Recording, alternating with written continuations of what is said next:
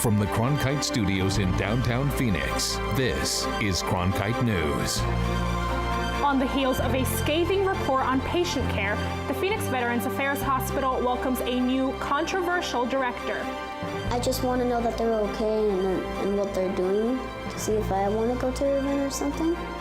Teaching has changed throughout the digital age, why some teachers don't want to connect with their students on social media. And some college students are taking a class alongside prison inmates. Find out about the lessons learned behind bars. Cronkite News starts now. Good evening and welcome to Cronkite News on Arizona PBS. I'm Carla Liriano. And I'm Cassie Ronda. Thank you for joining us. The Phoenix VA Hospital presented its 7th new director in just 3 years today. Rima Ann Nelson met with both Senator John McCain and Representative Ann Kirkpatrick before a news conference. Jesse Canales has the reaction to the VA's new leader. Senator John McCain released a statement today expressing concerns about Nelson's resume. She was in charge of the St. Louis VA, which had similar mismanagement issues at the Phoenix VA. Representative Kirkpatrick had similar issues, calling the appointment deeply flawed.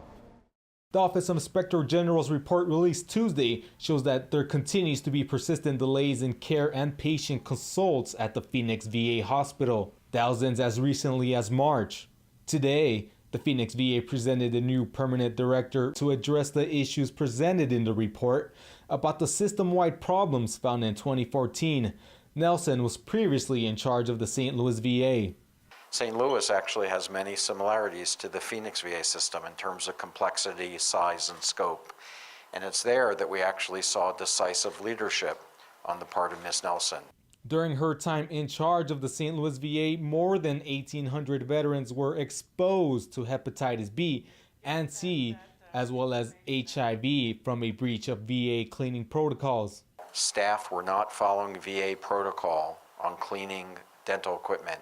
She immediately took action where she stopped the services in the dental clinic. Nelson said she will do the same in Phoenix if she has to. I cannot guarantee you quality and safety. When you walk into your VA, I'm going to shut things down. I'm a nurse, that's my background. And I want our employees to feel that they work within a culture of safety. Shulkin said the report by the Office of Inspector General's information was outdated because they have hired over 700 new employees, but they still need more schedulers. We are short medical schedulers. We have way too many vacancies, and there still are too many vacancies. It's one of the things that was pointed out in the Office of Inspector General report. Some veterans say they still haven't seen many changes with scheduling since 2 years ago. Nothing's really changed. The wait times are still taking forever. The budget's increasing. Care hasn't improved, wait times haven't improved. Dobson says the choice card system will make it easier for veterans to schedule appointments at other patient care facilities. Maureen McCarthy was also presented as the new chief of staff for the Phoenix VA healthcare system. Nelson and McCarthy toured the hospital after the press conference. In the broadcast center, Jessica Canales, Cronkite News. Governor Doug Ducey endorsed Pinal County Sheriff Paul Babu for the 1st Congressional District. Ducey praised Babu's fight against drug and human smuggling in his time as sheriff. Babu is an Iraq war veteran and spent 20 years in the Army National Guard before being elected as sheriff in 2008. The sheriff faces off against Democratic nominee Tom O'Halloran in November. The life of Governor Rose Mofford will be celebrated later this month. Family and friends of Governor Mofford will hold a public memorial service on October 30th. The service will be at the Orpheum Theater in downtown Phoenix. Her family has asked that people donate to community service organizations instead of bringing flowers. The Supreme Court traditionally starts its session on the first Monday in October, but justices delayed the first arguments until Tuesday because of the Jewish holiday of Rosh Hashanah. The late start is not the only thing different about this term at the High Court, as Dylan Eddy tells us from our Washington Bureau. This year's Supreme Court term is just 2 days old, but it's already proving to be unusual. The court began hearing arguments yesterday with just 8 justices on the bench and just 1 Arizona case so far on the docket. Since the death of Antonin Scalia in February, the court has been shorthanded. The Senate has refused to consider Judge Merrick Garland. the man President Barack Obama nominated to take Scalia's place. Senate leaders said the next president should make this decision. If Trump wins, he'll nominate somebody in January. If Clinton wins, she'd rather let the Garland nomination lapse. She can then nominate who she wants. The vacancy isn't the only thing that makes the 2016 term a far cry from previous years. Currently, only one case from Arizona has made the cut, Goodyear versus Hager, which challenges fines assessed in a product liability case.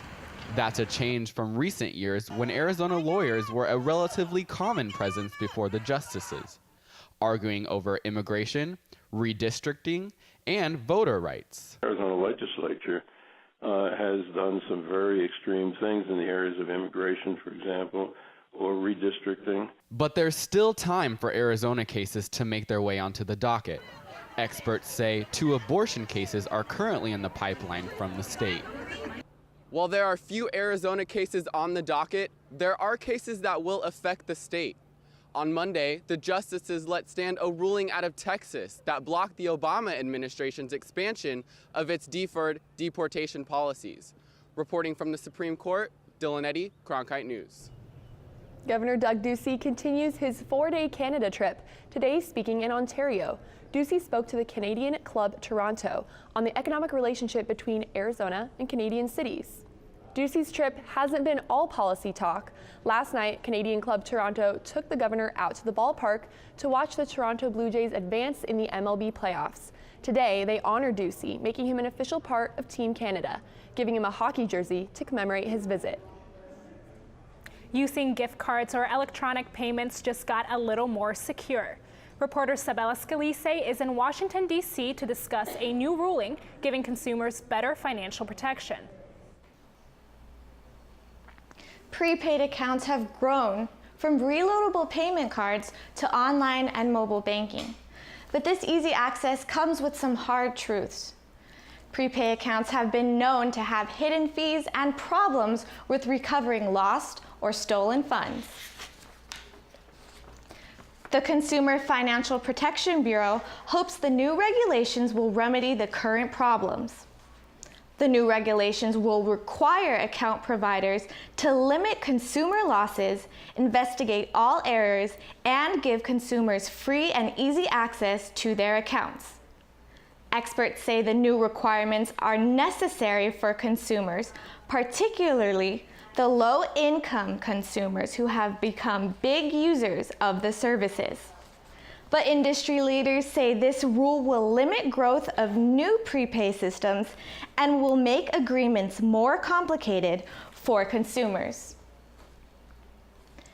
Prepay account industries still have time before the rule goes into effect next year. Live in Washington, Sabella Scalise, Cronkite News.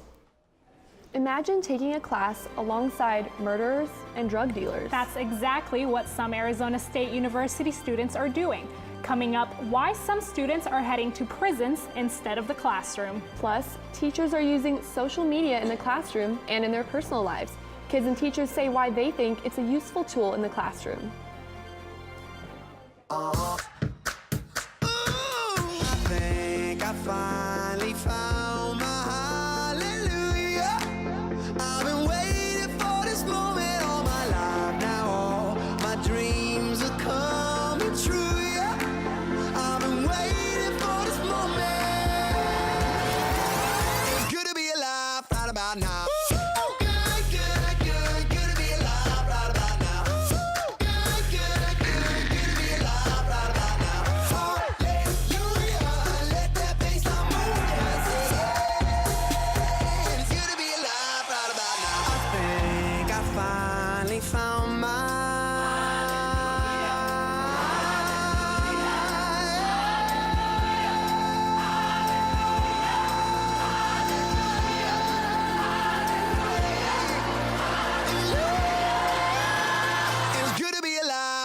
Now.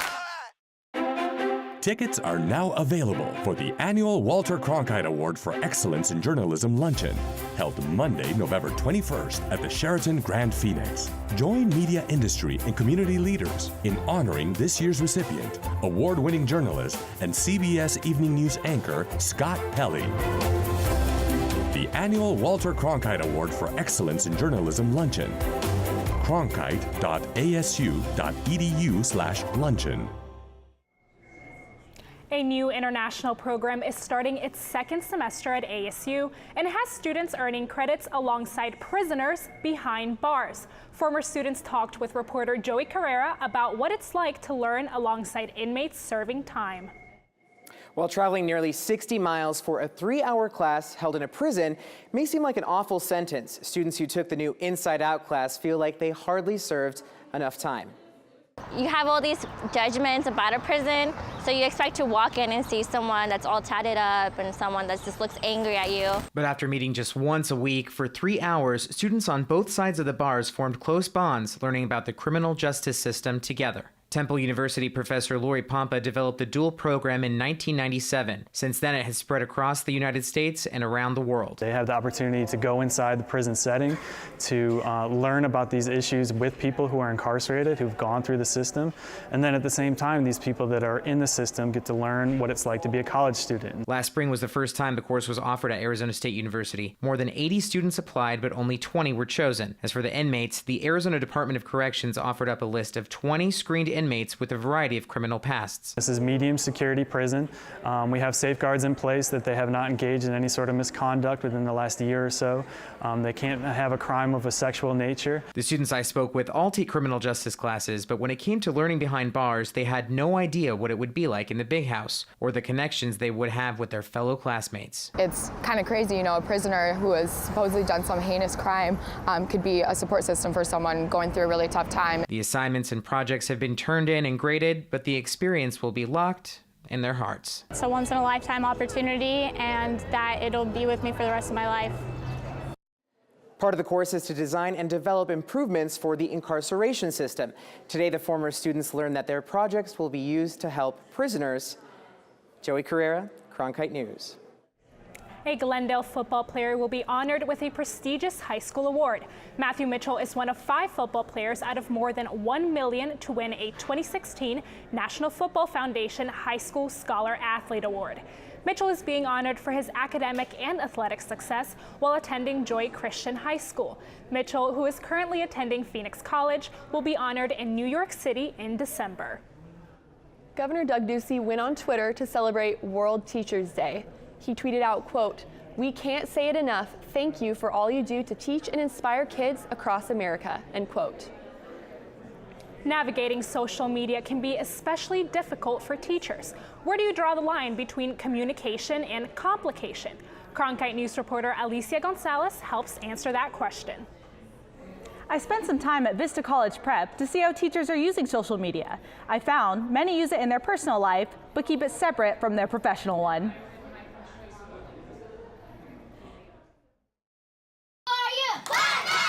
Talk to any kid here, and they're on Snapchat, Twitter, Facebook, or Instagram.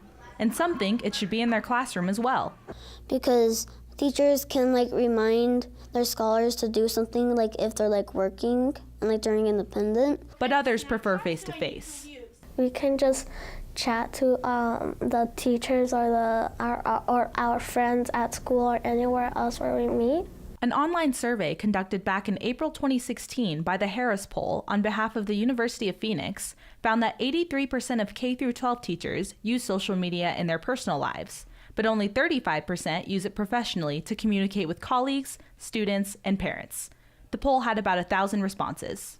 Third grade teacher Angela Coleman thinks connecting on social blurs the lines. Just the professional versus personal relationship. I want the relationship with everyone here at VCP to be professional with my scholars, and I'm not their peer. I want to be seen as their teacher, and I want to be seen as that role model rather than a friend in their life. Sam Shapiro, the school's manager of special projects, says the school's current policy doesn't allow teachers and students to become friends on social platforms. I think in an academic setting, there's existing platforms that can probably do that for a school better than Facebook can. So whether it's Blackboard, where you can actually share attachments and comment on them and kind of have an academic discourse there, I think that'd be a more appropriate place to do it. And the students share their concern. If one teacher shares a photo that if she's confused about it to another teacher and the scholars might see it, about a test, and the scholars might get the answers for the test. Shapiro also said he thinks everyone's still trying to figure out what the best policy is. But until then, they want to err on the side of caution. In the Broadcast Center, Alicia Gonzalez, Cronkite News. Rubber is one of the country's biggest imports. But a new way to get the raw material may be right here in Arizona. Coming up, how one desert crop could decrease the import of rubber.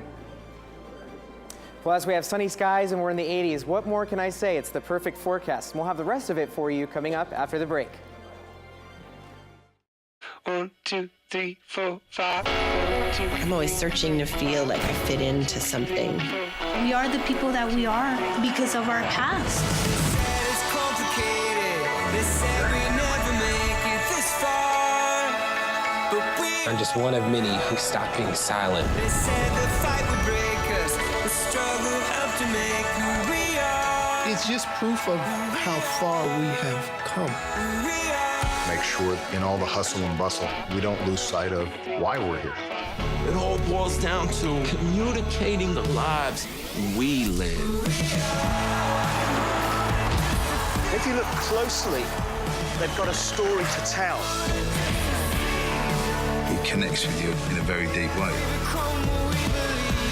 We wish you love, peace, and soul. Come with us on this great adventure. One of the United States' biggest imports just became domesticated, rubber, and it's happening right here in the desert. Cronkite News reporter David Caltabiano shows us how. Yeah, it's called Waiuli, and it could be the next biggest source of natural rubber, which could help local businesses save money.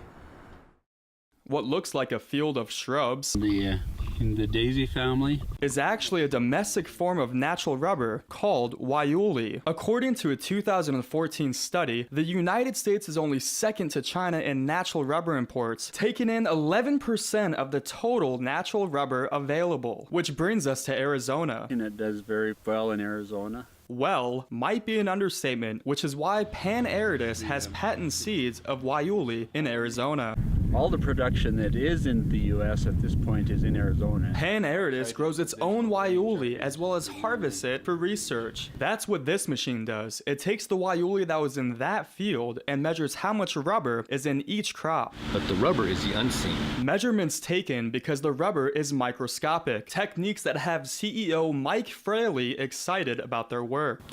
We're groundbreaking. Poured, stirred, and strained. And after it's pressed, you get natural rubber, a commodity that's in tires and medical equipment that the U.S. gets overseas. We import every pound of natural rubber that we consume in this nation. That same study revealed that the United States imported over $2.1 billion worth of natural rubber. Natural rubber that we usually import from tropical regions from Hevea trees, which Fraley believes could eventually be a problem. This shortfall is going to have very big implications on the consumer and those that make products from natural rubber. Waiuli and what we're doing at Pan Aridus has the only viable means to start meeting that shortfall, which is imminent. Pan Aridus has also partnered with Cooper Tires, and they've already tested a tire with Waiuli natural rubber in them. Live in downtown Phoenix, David Caltabiano, Cronkite News. Thousands of people are preparing to evacuate after officials in the southeast declared a state of emergency in preparation for Hurricane Matthew. The hurricane is crossing over Cuba and will be headed to Florida and the Carolinas this weekend. President Obama is urging Florida residents to take Hurricane Matthew seriously. Florida Governor Rick Scott says the state could face its biggest evacuation in history. Florida hasn't seen a hurricane this powerful in over a decade, and airlines are already preparing to cancel flights from Florida to North Carolina and allowing passengers to change their flights without a penalty. And check out this eerie photo of Hurricane Matthew going over Haiti. The photo of the hurricane appears in the shape of a skull with a red eye. A little scary, but so is the storm as it nears landfall in the Florida area. Joey Carrera is tracking Hurricane Matthew for us. Yeah, that certainly was a creepy photo there. As we take a look right now, the hurricane is going up the Florida coast, and it's going to bring us some warnings in that area all around. As you can see, Jacksonville down to Miami and the other side, Tampa. So those warnings are going to be in effect until Friday around noon. Taking it back to our region, you can see that there's still a low pressure front and cooler temperatures to the north of our state, 60 degrees in Flagstaff, 89 in Tucson, 89 in Yuma. And as we look at the valley, you can see that temperatures are getting a little bit hotter. That low pressure system, it will start to make its way out of our state by the end of the week. 91 in Paradise Valley, 88 in Phoenix, 84 in Deer Valley. On your drive home tonight, it'll be partly cloudy, 6 p.m., 84 degrees. And you'll notice since we're in fall now, the sun is going to start setting earlier. We have 6:08 forecasted today, but tomorrow morning, it's going to be cloudy and 67 again.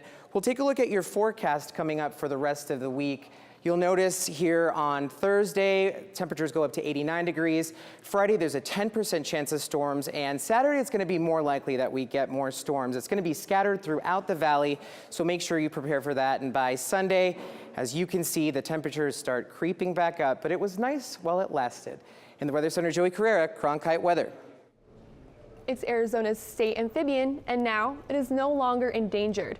The Huachuca-Canelo Hills population of the Arizona tree frog was removed from the endangered species list after a finding that the species is not significant to the environment's diversity, a requirement set forth by the Endangered Species Act. The Arizona tree frog is found not only in the Huachuca-Canelo Hills area, but along the Mogollon Rim and in Sonora, Mexico. The tree frog became the state amphibian back in 1985 when students around the state voted for it. Sometimes kids face tough times and need their own little hideout spot. One kid is trying to raise money for a super secret hangout area. Coming up on Cronkite News, how Phoenix police are helping to build a better bat cave. The confidence to lead our country. This isn't reality television. I feel like Hamilton reached out from history and wouldn't let me go until I told his story. I make no apology for my actions. I would do the same again. How have we come so far and yet have so far to go? Right there, coming up.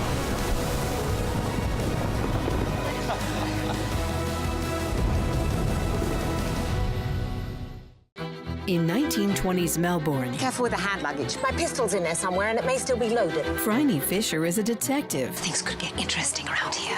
Thought they already were. Who isn't afraid to live a little. I hope you're not concealing a dangerous weapon under that skirt. I'm concealing a lot of things. Why do you think you could just run off on your own? Because I'm carrying a gun.